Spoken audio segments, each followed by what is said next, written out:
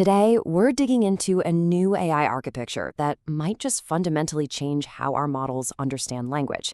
It's called the Byte Latent Transformer, and believe me, it challenges some of the core ideas we've had about AI for years. So let's start with a really provocative question. What if the way our best AIs, Llama 3, GPT-4, all of them, what if the very first step they take to read our prompts has some serious hidden flaws? We're talking problems with efficiency, with fairness, and maybe even with basic comprehension. Okay, to really get this, we've got to talk about something called tokenization.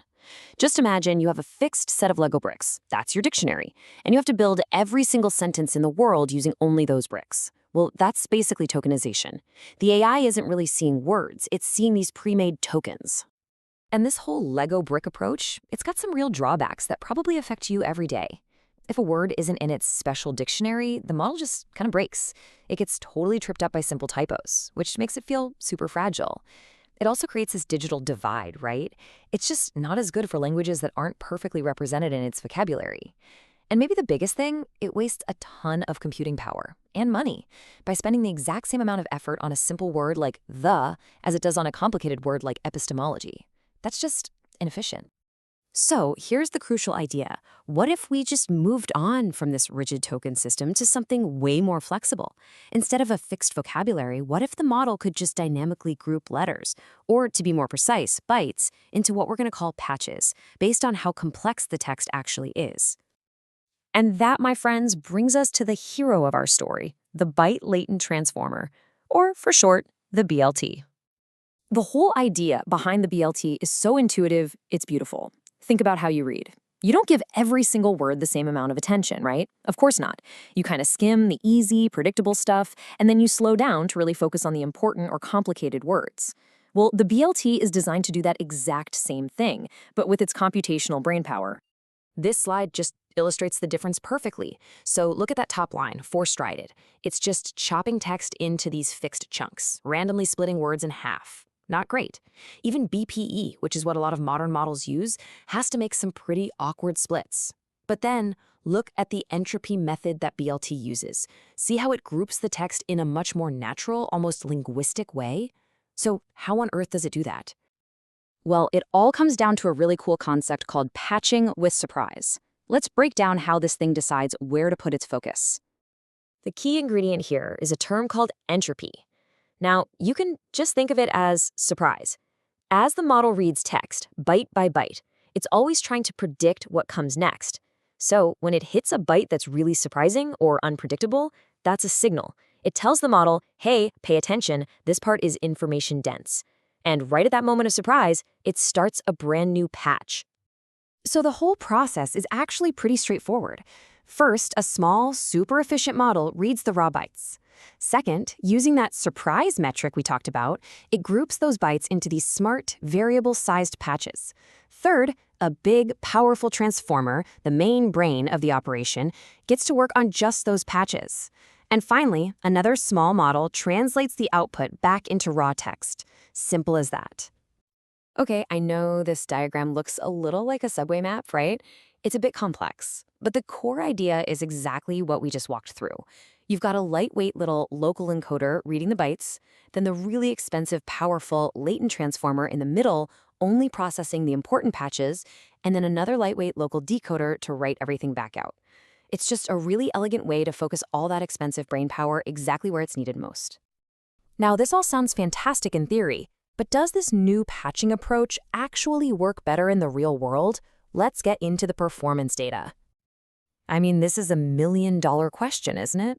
Is this clever new architecture genuinely more efficient and more powerful than the token-based models we've been using for years? And the answer is a resounding yes. According to the research, BLT can get you similar performance while using up to 50%, that's half, fewer computational operations at inference time. And you know what that means? Potentially faster and cheaper AI for every single one of us. Now, this chart is where things get really fascinating. Look at how these models scale.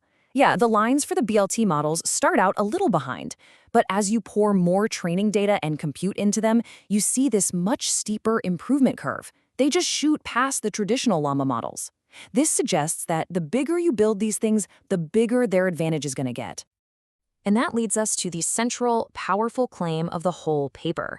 Patches scale better than tokens. It's basically pointing to a whole new and way more efficient path for building the next generation of AI. All right, let's climb head-to-head, an 8 billion parameter showdown. The BLT model pretty much holds its own on the big MMLU reasoning test, but check out human eval, the coding task. It scores way higher. And when you look at the overall average, the BLT model just edges out its Llama 3 rival, even when they're trained on the exact same data. But you know what? The benefits here aren't just about benchmark scores and efficiency.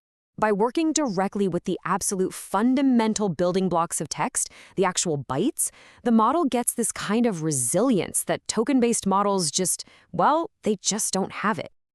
So let's zoom out. What does all of this actually mean for the future of AI? Are we really heading towards a world without tokens? A token-free future? Okay, this slide is it's astonishing. Look at these scores for handling noisy text. On a task with random capitalization, BLT is a good 10 points better. But then look at the spelling task. Llama 3 scores a 1.1. It just completely fails. It has no idea what's going on. BLT, because it actually understands the characters, scores a nearly perfect 99.9. I mean, that's practically a superpower. So a token-free future could mean an AI that can finally handle the messiness of real-world text, with all its typos and slang. It could mean models that genuinely understand spelling. It means fairer and better models for more languages around the world. And like we saw, it unlocks a whole new, more efficient way to scale AI. And let's just double-click on that fairness point, because this is so important. For a common language like German, okay, BLT has a small edge in translation quality. But for a lower resource language like Armenian, look at that difference. It's a massive 4.6-point advantage for BLT. Because it doesn't depend on some pre-made dictionary, it can generalize to languages it hasn't seen as much of way more effectively. And really, that's the big takeaway here. By getting back to the absolute basics, by learning directly from bytes, AI can build a much more robust, a much more flexible, and ultimately a deeper understanding of how human language actually works, in all of its messy, beautiful glory.